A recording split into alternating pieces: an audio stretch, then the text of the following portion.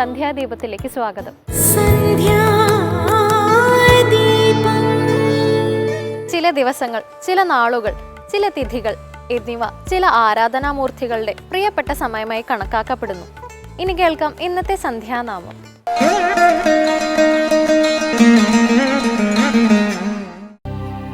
ഉത്തിഷ്ഠോത്തിഷ്ഠ ശബരീശ, ഉത്തിഷ്ഠ ശനി വിഗ്രഹ, ഉത്തിഷ്ഠ ശരണാധാര, ത്രൈലോക്യം മംഗളം കുരു. വചനങ്ങൾ തവ നാമ ഭജനാർപ്പണം, ഗോപാംഗരാഗാദ്ര പരിപൂജനം, ചലനങ്ങൾ രസരാസലീലാലയം, മമ സർവ സർവസ്വമാത്മാർപ്പണം. കൃഷ്ണം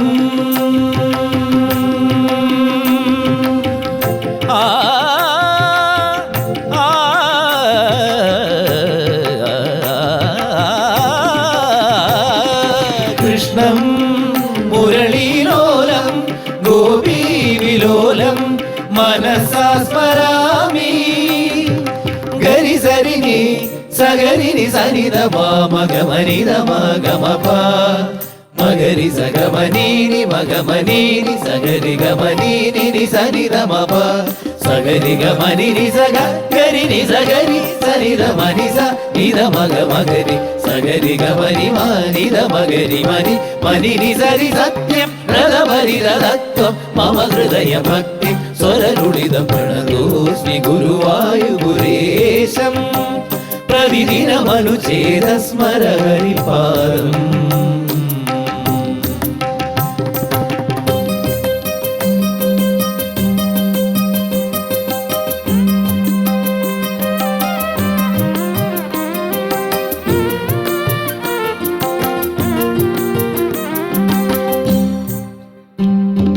ജന്മാന്ധകാരത്തിലരുണോദയം തവ രൂപമടിയന്റെ ദീവാങ്കുരം, തിരുമേലഴകാർന്ന ഹരിചന്ദനം മമ മാറിലണിയാൻ ഗതിയാകണം. കൃഷ്ണം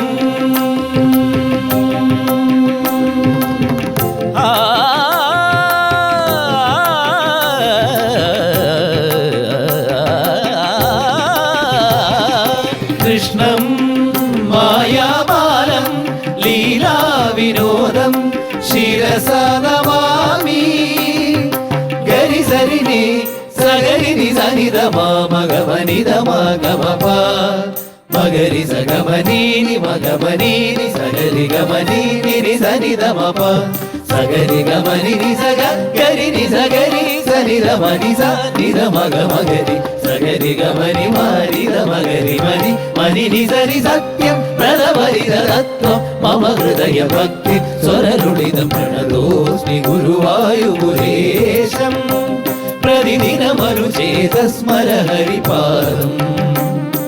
പ്രേമാശ്രുവാൽ പരിപൂർണമീ സ്വരഭാജനം കരുണാനിധേ.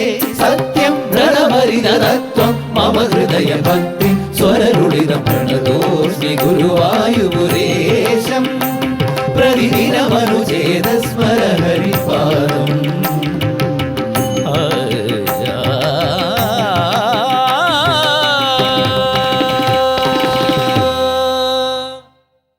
കൃഷ്ണനെ സംബന്ധിച്ച നിരവധി കഥകൾ നമുക്കറിയാം. വീരകഥകൾ, കുസൃതി കഥകൾ, ഭക്തി കഥകൾ, പ്രേമകഥകൾ, രാജതന്ത്രത്തിന്റെ കഥകൾ എന്നിങ്ങനെ പരന്നു കിടക്കുന്നു കൃഷ്ണകഥകൾ. അതിൽ നിന്നും ഒരു കഥ, കൃഷ്ണനും പഴം വിൽപ്പനക്കാരിയും. കേൾക്കാം കഥയമമയിൽ.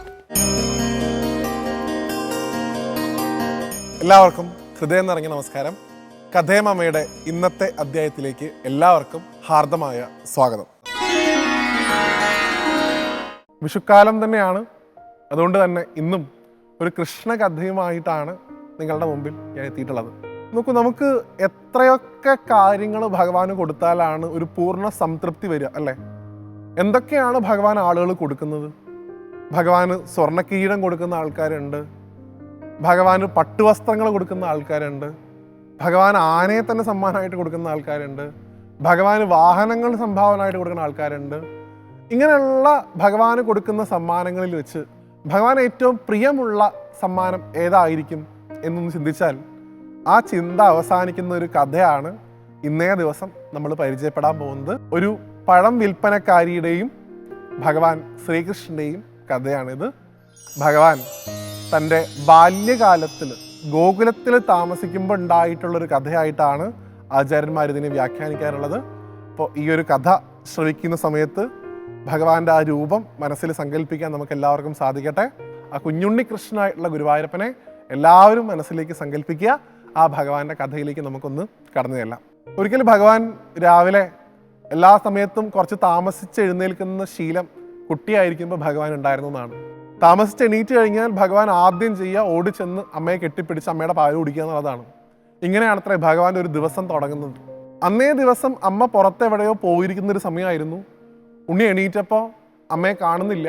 ഭഗവാന് വിശക്കാൻ തുടങ്ങി. വെണ്ണയും തൈരൊക്കെ ആണെന്നുണ്ടെങ്കിൽ ദൂരെ എവിടേക്കോ തനിക്ക് കിട്ടാതിരിക്കാൻ വേണ്ടി മാറ്റി വെച്ചിരിക്കുകയാണ് അമ്മ. തൊട്ടടുത്ത വീടുകളിലൊക്കെ പോയിട്ട് എന്തെങ്കിലും മോഷിച്ച് കഴിക്കാമെന്ന് വിചാരിച്ചു കഴിഞ്ഞാൽ കൂട്ടുകാരും എണീറ്റിട്ടുമില്ല.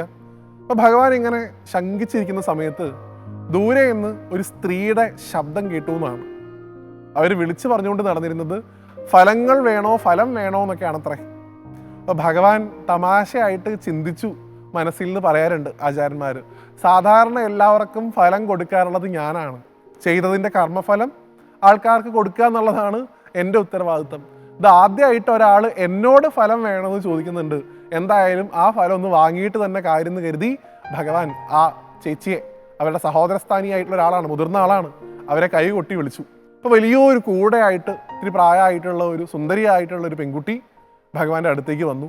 പക്ഷെ ഭഗവാന്റെ അടുത്തേക്ക് വരുന്തോറും അവരുടെ കൊട്ടയുടെ ഭാരം കുറഞ്ഞതായിട്ടും അവരുടെ മനസ്സ് ഒരു അപ്പൂപ്പൻ താടി പോലെ നൈർമല്യമുള്ളതായിട്ടും അവർക്ക് തോന്നിയെന്നാണ്. ആ കുട്ടിയെ കണ്ടപ്പോൾ തൊട്ട് ആ കുട്ടിയുടെ കണ്ണിൽ നിന്ന് കണ്ണെടുക്കാൻ അവർക്ക് സാധിക്കുന്നില്ല. പല ആൾക്കാരും പറയുന്ന കേൾക്കാറുണ്ട്, ക്ഷേത്രങ്ങളിലൊക്കെ പോകുമ്പോൾ ഗുരുവായൂരൊക്കെ വരുന്ന സമയത്ത് ഭഗവാന്റെ വിഗ്രഹത്തിലേക്ക് ഒന്ന് നോക്കി കഴിഞ്ഞു കഴിഞ്ഞാൽ പിന്നെ അവിടെ നിന്ന് കണ്ണെടുക്കാനേ തോന്നുന്നില്ല, നോക്കിക്കൊണ്ടേയിരിക്കാൻ തോന്നുന്നു. അതുപോലെ ആ ഭഗവാന്റെ കണ്ണിലേക്ക് ആ സ്ത്രീ നോക്കിയ നിമിഷം തന്നെ ഭഗവാനുമായിട്ടുള്ള ഒരു ആത്മബന്ധം അവർക്ക് അനുഭവപ്പെട്ടു എന്നാണ്. ആ കുട്ടിയുടെ ഓമനത്വം, അതിൻ്റെ ചിരി, അതിൻ്റെ നുണക്കുഴിയൊക്കെ കണ്ടപ്പോൾ അത്രയധികം സന്തോഷം ആ പെൺകുട്ടിക്ക് ഉണ്ടായി. ഉടനെ തന്നെ ഭഗവാൻ ചോദിച്ചു, എനിക്ക് ഇത്തിരി പഴം തരാൻ സാധിക്കുമോ? അപ്പോൾ വളരെയധികം ഭക്തിയോടുകൂടി സ്നേഹത്തോടു കൂടി ആ പെൺകുട്ടി ഭഗവാനോട് പറയുന്നുണ്ട്, ഈ കൊട്ടയിലുള്ള പഴം മുഴുവൻ നിനക്കാണ്, ഇത് മുഴുവൻ എടുത്തോളൂ. എന്നിട്ട് ഒന്നും തന്നെ ചിന്തിക്കാതെ ആ ഭഗവാന്റെ മുമ്പിലേക്ക് തൻ്റെ കയ്യിലുള്ള താൻ പൈസ കൊടുത്ത് വാങ്ങി വെച്ചിട്ടുള്ള ഒരു ദിവസം മുഴുവൻ കച്ചവടം ചെയ്യേണ്ടതായിട്ടുള്ള അതിൽ നിന്ന് വിറ്റ് കിട്ടുന്ന പണം കൊണ്ട് വൈകിട്ട് അരി വെക്കാനുള്ളതായിട്ടുള്ള പഴങ്ങൾ മുഴുവൻ ആ ഭഗവാന്റെ കാലിൻ്റെ ചുവട്ടിൽ അങ്ങോട്ട് കൊട്ടിക്കൊടുത്തു എന്നാണ്. എന്നിട്ട് ആ ഉണ്ണിയെ എടുത്ത് കുറേ നേരം കൊഞ്ചിക്കണു, ഉമ്മ കൊടുക്കണു, കെട്ടിപ്പിടിക്കണു. അതിനെ അവിടെ നിർത്തി പോവാൻ തുടങ്ങി ആ സ്ത്രീ. മനസ്സില്ലാ മനസ്സോടുകൂടിയാണ് പോകുന്നത്. എങ്കിൽ പോലും സമയമായി എന്ന് കണ്ടപ്പോൾ ഇറങ്ങി. ആ സമയത്താണ് അത്ര ഭഗവാൻ വീണ്ടും കൈകൊട്ടി വിളിക്കുന്നത്. എൻ്റെ അമ്മ പറഞ്ഞിട്ടുണ്ട്, ഒരാളുടെ നിന്നും ഒന്നും ചെലവില്ലാണ്ട് വാങ്ങരുത്. എന്തെങ്കിലും ഇങ്ങോട്ട് തന്നു കഴിഞ്ഞാൽ അങ്ങോട്ട് എന്തെങ്കിലും കൊടുക്കണം. അതുകൊണ്ട് ഇവിടെ നിൽക്കൂ എന്ന് പറഞ്ഞ് ഭഗവാൻ പത്തായത്തിലേക്ക് പോയി എന്നാണ്. അവിടെ പോയി തൻ്റെ കുഞ്ഞ് കൈകൊണ്ട് ആ പത്തായത്തിൽ കൈയിട്ട് അതിൽ നിന്ന് കുറച്ച് ഒരു പിടി നെല്ല് ശേഖരിച്ചു വന്നു എന്നാണ്. പാവം കുഞ്ഞേ ഭഗവാനാണ്, ഉണ്ണികൃഷ്ണനാണ്. അതുകൊണ്ട് തന്നെ അതിൻ്റെ കയ്യിന് വലിയ വലുപ്പമൊന്നുമില്ല, അത്ര കുറവ് നെല്ലേ ഉള്ളൂ. അത് വെച്ച് പിച്ച വെച്ച് വരുന്ന സമയത്ത് പകുതി നെല്ല് കയ്യിൽ നിന്ന് ചോർന്നു പോകുന്നതും ഭഗവാൻ അറിയുന്നില്ല.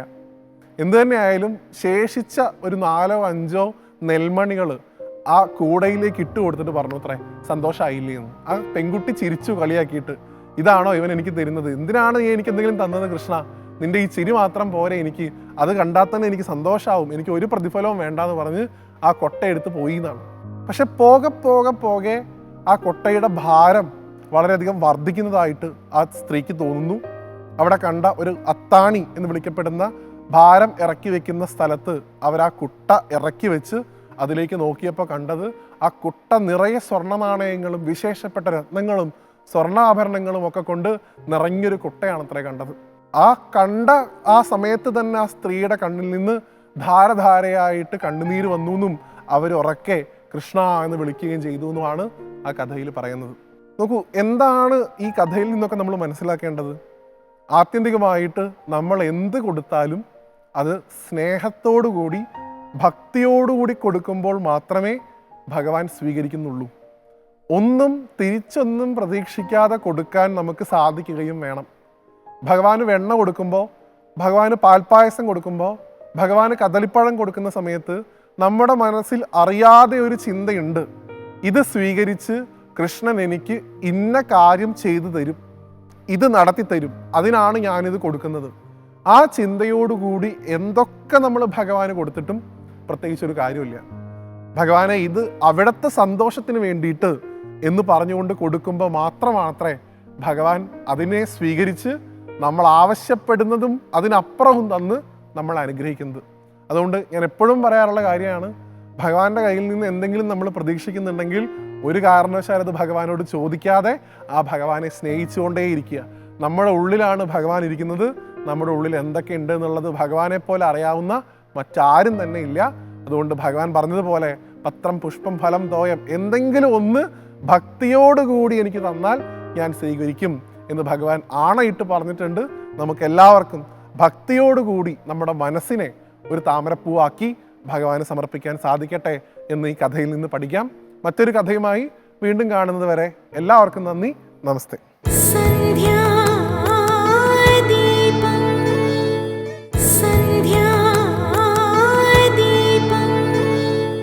പ്രപഞ്ചത്തിലെ സകല ചരാചരങ്ങളിലും ഈശ്വര സാന്നിധ്യമുണ്ട്. ഒരേ സമയം സ്ഥൂലവും സൂക്ഷ്മവുമാണത് എന്നുള്ള വിശാലമായ കാഴ്ചപ്പാടാണിത്. ഇനി ഇന്നത്തെ ദീപാരാധന കാഴ്ചയ്ക്കായി ക്ഷേത്രാങ്കണത്തിലേക്ക് പോകാം.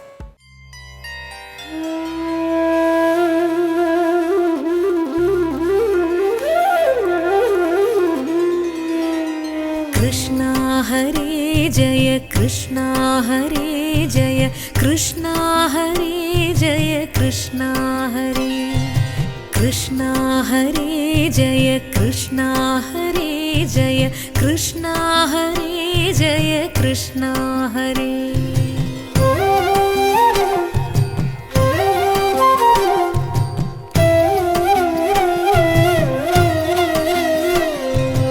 ആനന്ദലോല കൃഷ്ണ എന്റെ ശ്രീനന്ദ ബാലകൃഷ്ണ,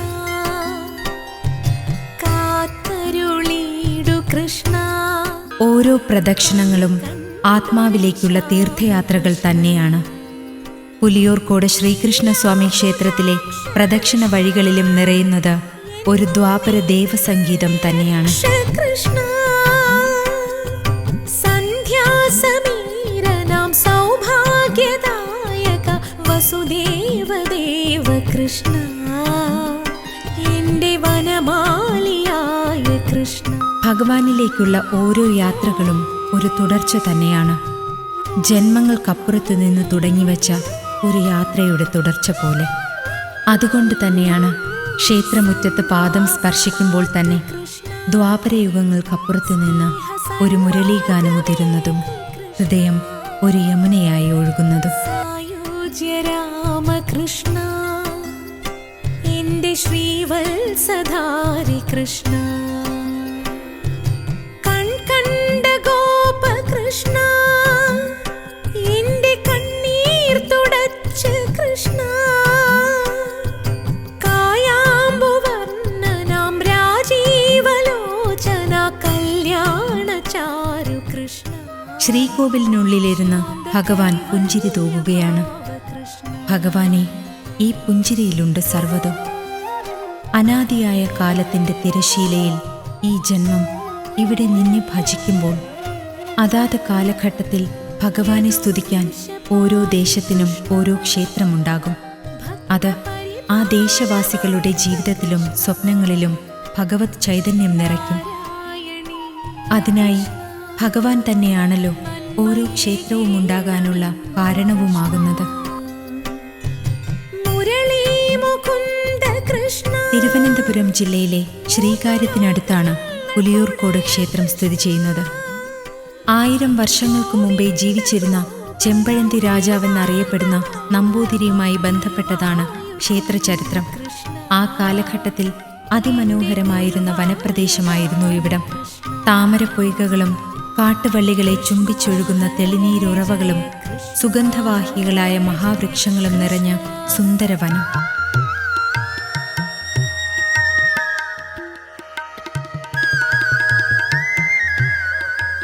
ഈ പ്രദേശങ്ങളെല്ലാം തന്നെ അന്ന് ചെമ്പഴന്തി രാജാവിൻ്റെ അധീനതയിലായിരുന്നു. ഒരു ദിവസം രാജാവും നാട്ടുപ്രമാണിമാരും പടനായകന്മാരുമായി സ്ഥലങ്ങൾ സന്ദർശിച്ചു വരവേ ഇന്ന് ക്ഷേത്രം നിലനിൽക്കുന്ന സ്ഥലത്തിരുന്ന് ലഘുഭക്ഷണം കഴിക്കുകയും വിശ്രമിക്കുകയും ചെയ്യുകയായിരുന്നു. ഈ സമയം ഒരു വൃക്ഷത്തിനു മുകളിൽ നിന്നും സർവചരാചരങ്ങളെയും ആനന്ദത്തിലാറാടിക്കുന്ന ഭഗവാന്റെ മുരളീഗാനം ഒഴുകിയിറങ്ങി. മോക്ഷദായകമായ ആ സംഗീതം രാജാവിനെയും പരിവാരങ്ങളെയും സ്വാസ്ഥ്യത്തിൻ്റെ അത്യുന്നതങ്ങളിലേക്ക് എത്തിക്കുകയും ചെയ്തു.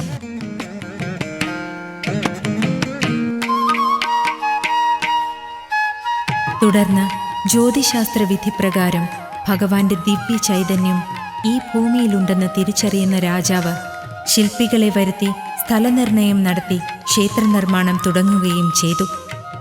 അന്ന് ഏകദേശം 4 വർഷങ്ങൾ കൊണ്ടാണ് ക്ഷേത്രം പൂർത്തിയായത്. ക്ഷേത്രത്തിൻ്റെ ശ്രീകോവിലിനുള്ളിൽ കൃഷ്ണശിലയിൽ നിർമ്മിച്ച ശ്രീകൃഷ്ണസ്വാമിയുടെ വിഗ്രഹവും പ്രതിഷ്ഠിച്ചു. തുടർന്ന് വിധിപ്രകാരമുള്ള പൂജാതി കർമ്മങ്ങൾ തുടങ്ങിവെക്കുകയും ചെയ്തു.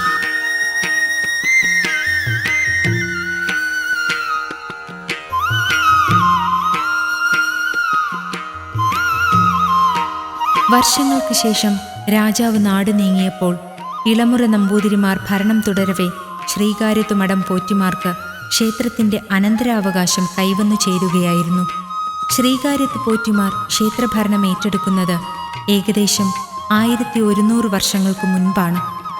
ഇതിൽ നിന്ന് തന്നെ ക്ഷേത്രത്തിൻ്റെ കാലപ്പഴക്കം 1000 വർഷങ്ങൾക്കപ്പുറമാണെന്ന നിഗമനത്തിലെത്താവുന്നതുമാണ്. കാലക്രമത്തിൽ പല ചരിത്രരേഖകളിൽ നിന്നും ചെമ്പഴന്തി രാജാവിൻ്റെ പൂർവ്വചരിത്രം തെരഞ്ഞുപിടിക്കാൻ കഴിഞ്ഞില്ല എന്നത് തന്നെയാണ് സത്യം. ഒരുപക്ഷെ സർവ്വതിനെയും മുൻകൂട്ടി അറിയുന്ന ഭഗവാന്റെ മായാലീലകളിലെ ഒരു കഥാപാത്രം മാത്രമായിരിക്കാം ചെമ്പഴന്തി രാജാവ്.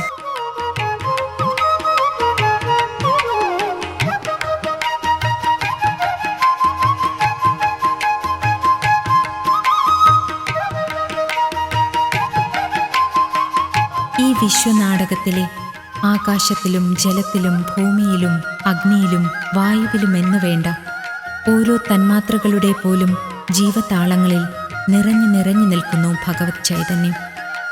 ഈ ചൈതന്യം എവിടെ, ഏത് കാലത്ത്, എങ്ങനെ അനുഭവിപ്പിക്കണമെന്നതും ഭഗവാന്റെ തീരുമാനം തന്നെയാണ്.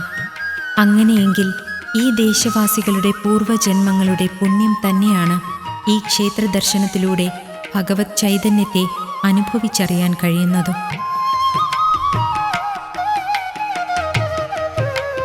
യഥാർത്ഥത്തിൽ കാലാകാലങ്ങളിൽ ക്ഷേത്ര പുനർനിർമ്മാണങ്ങൾ നടക്കുന്നുണ്ടെങ്കിലും ഒരു ഗ്രാമീണ സംസ്കാരത്തിൽ അധിഷ്ഠിതമായ രീതിയിൽ തന്നെയാണ് ഇന്നും ക്ഷേത്രപ്രവർത്തനങ്ങൾ മുന്നോട്ട് കൊണ്ടുപോകുന്നത്.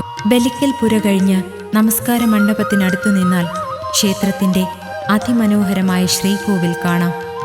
ക്ഷേത്രത്തിൻ്റെ അകം കാഴ്ചകളും പുറം കാഴ്ചകളുമൊക്കെ പൗരാണിക കാലം മുതൽക്കേയുള്ള ക്ഷേത്രത്തിൻ്റെ പഴയ രൂപഭംഗി ഓർമ്മപ്പെടുത്തുന്നു. വിശാലമായ കുളമാണ് പുലിയൂർക്കോട് ക്ഷേത്രത്തിൻ്റെ പ്രത്യേകത. അമൂല്യമായ ഒരു നിധി പോലെ തന്നെയാണ് ക്ഷേത്ര ഭരണസമിതി അംഗങ്ങളും ഭക്തജനങ്ങളും കുളത്തെ സംരക്ഷിച്ചു പോരുന്നത്. ആലും കുളവും ക്ഷേത്രവും ഒക്കെ തന്നെയാണ് ഓരോ ഗ്രാമത്തിൻ്റെയും ചരിത്രത്തിനെയും സംസ്കാരത്തിനെയും ഒക്കെ രൂപപ്പെടുത്തുന്നത്.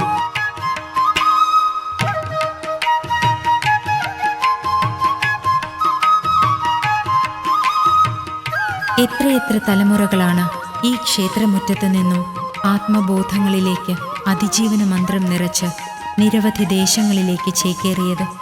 തങ്ങളുടെ ആത്മാവിൽ നിറഞ്ഞു നിൽക്കുന്ന ഭഗവാന്റെ തിരുമുൻപിൽ ഓർമ്മകളുടെ ഉത്സവകാലങ്ങളിൽ അവരൊത്തുചേരുന്നു.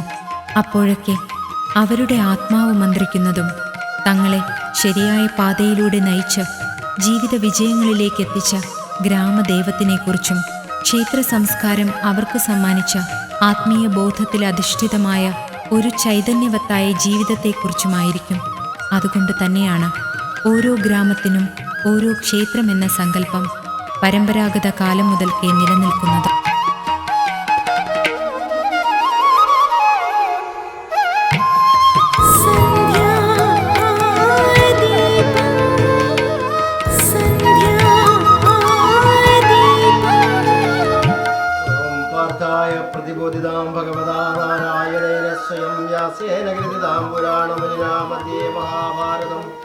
അദ്വൈതാമൃതവർഷിണീം ഭഗവതി അഷ്ടാദശാധ്യായിനീം ഒരു ജന്മപുണ്യം പോലെ പരമ്പരാഗതമായി തങ്ങളിലേക്ക് വന്നു ചേരുന്ന ഈ ആത്മീയ സംസ്കാരം നിലനിർത്തുവാനും നിരന്തരം ക്ഷേത്രാന്തരീക്ഷത്തിലേക്ക് ഭക്തജനങ്ങൾ എത്തുവാനും വേണ്ടി നിരവധി വിശേഷ ദിനങ്ങളാണ് പുലിയൂർക്കോട് ക്ഷേത്രത്തിനുള്ളത്.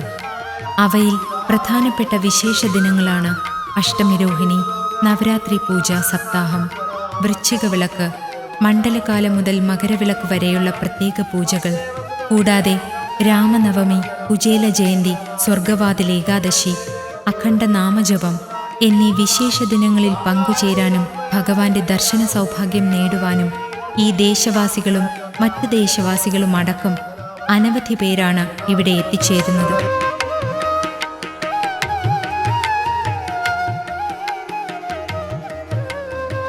ശ്രീകോവിലിനുള്ളിലെ സുന്ദരരൂപനായ ഭഗവാൻ തൊഴുകൈകളുമായി നിൽക്കുന്ന ഓരോ ഭക്തമാനസങ്ങളിലും ഓരോരോ രൂപത്തിലാണ് അവതരിക്കുന്നത്. ചിലരുടെ മനസ്സിൽ ഗുരുവായി, മറ്റു ചിലർക്ക് സുഹൃത്തായി, വഴികാട്ടിയായി മാറുന്നു ഭഗവാൻ. അങ്ങനെ നവഭാവങ്ങളിൽ ഭഗവാൻ നിറയുമ്പോൾ ജീവാത്മാവിനെ പരമാത്മാവിലേക്ക് ലയിപ്പിക്കുന്ന പോലെ സ്വയം മീരയായും രാധയായും പ്രേമസ്വരൂപനായ ഭഗവാനിലേക്ക് ആത്മാവ് കൊണ്ട് യാത്ര ചെയ്യുന്നത് അനേകം പേരാണ്. അങ്ങനെ രാഗസ്വരൂപനായ ഭഗവാന്റെ ചരിതം അറിയുന്നതിലും പറയുന്നതിലും ആനന്ദം അനുഭവിച്ചറിയുന്ന ആത്മാവുകളിൽ ഭഗവാൻ നിരന്തരം നിറഞ്ഞു നിൽക്കുന്നു.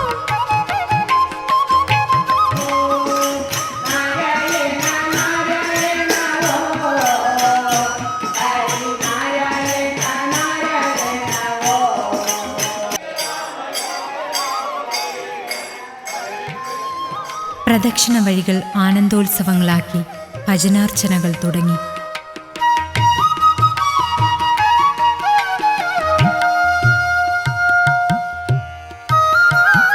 ഒരു ചെറുകാറ്റിലും മഴയിലും വെയിലിലും നിലാവിലും മഞ്ഞിലും നിറങ്ങളിലുമൊക്കെ ഭഗവാനെ നിരന്തരം അനുഭവിച്ചറിഞ്ഞ് നിഗൂഢമായ ആനന്ദമനുഭവിച്ച് ജീവിക്കുന്ന എത്രയെത്ര കൃഷ്ണഭക്തകളെയാണ് നാം നിരന്തരം കാണുന്നത്. അത്രമേൽ മനോഹരവും അനിർവചനീയവുമാണ് ഭഗവാൻ യഥാർത്ഥ ഭക്തഹൃദയങ്ങളിൽ തൻ്റെ ദർശന പുണ്യം നൽകുന്നത്. ഭഗവാനെ, യുഗങ്ങൾ മാറി മറിയുമ്പോൾ ഇനിയും വരുന്ന ദ്വാപരയുഗത്തിൽ തന്നെ ഒരു പുൽക്കൊടിത്തുമ്പിൻ്റെ ജന്മമെങ്കിലും നീ എനിക്ക് തിരിച്ചു നൽകണമേ.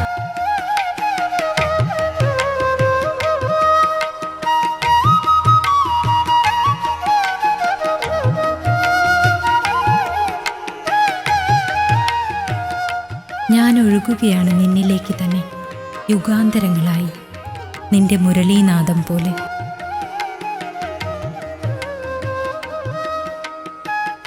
പ്രകൃതി ഒരുക്കുന്ന വിഭവങ്ങളെ പ്രയോജനപ്പെടുത്തി സ്വയം നിലനിൽക്കേണ്ടത് ജീവികളുടെ കർത്തവ്യമാണ്.